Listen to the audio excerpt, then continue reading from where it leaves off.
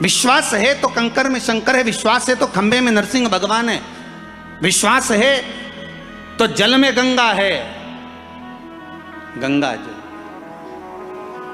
और विश्वास नहीं तो कोई। मानो तो मैं गंगा माहूं, ना मानो तो बहता पानी। अब ये तो आपके ऊपर है, आप चाहें तो बहुत दूर जाकर भगवान को ढूंढना चाहोगे, और नहीं तो आपके ही पास में, आपके ही घर में, आपके ही करीब में, आपके ही हृदय में शिव तत्व बैठा है, शंकर विराजमान।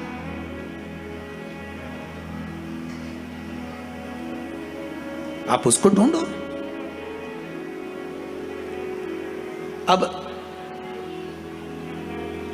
माता अहिल्याबाई की माता सुशीला शिंदे जी ने कहा गर्भ नहीं ठहरा है, बच्चे नहीं। श्री मनकोजी शिंदे ने कहा क्यों चिंता करती है, काय का टेंशन, काय की चिंता। मेरा ओघड़दानी, मेरा भोलेनाथ कभी खाली नहीं छोड़ता। सब शिव महापुराण की कथा कहती है, आप अगर विश्वास रखे हो,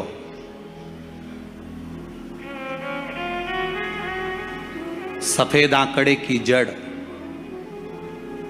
जिस नारी का संतान नहीं हो, गर्भ नहीं ठहरा हो, सफेद आंकड़े की जड़, जिस देव अधिदेव महादेव की कथा जिस तुम्बरुका जी ने श्रवण कराई है, शंकर भगवान जिनके सामने बैठकर शिव पुराण की कथा सुन रहे हैं, उन तुमरुका जी का नाम लेकर शिवलिंग पे से 21 बार घुमाकर मंदिर में ही कमर पर 7वें दिन रजस्वला धर्म के जो बांध लेता है, और एक पीपल का पत्ता अवधूतेश्वर महादेव का नाम लेकर शंकर पर चढ़ाकर उसको गाय के दूध में उकाल कर रात्रि को दोनों पति पत्नी अगर पीकर सोते हैं, 3 महीने में भगवान भोलेनाथ उसकी गोद भर देते हैं। ये शिव तत्व।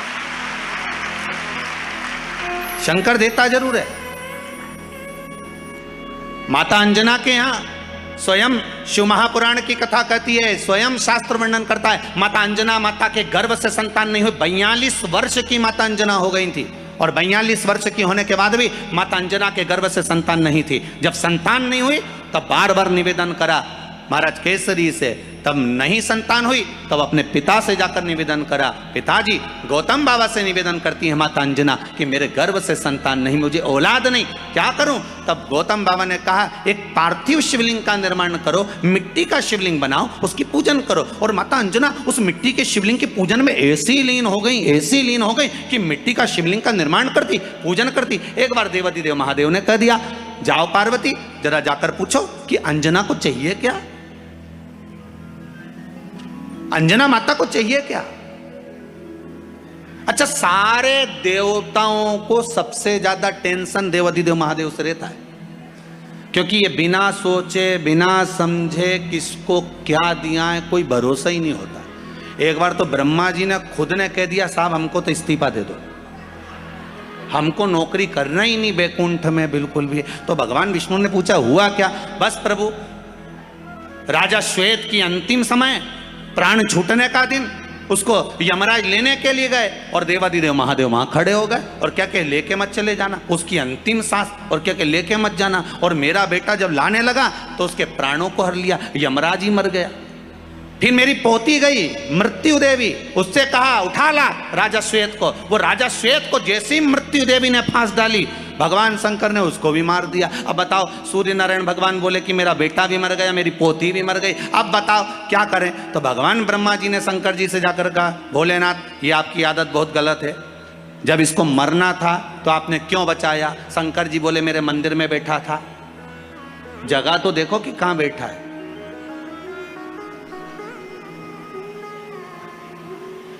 ब्रह्मा जी ने भगवान विष्णु से कहा हमको ये काम नहीं करना, आप तो हमारा इस्तीफा स्वीकार करो।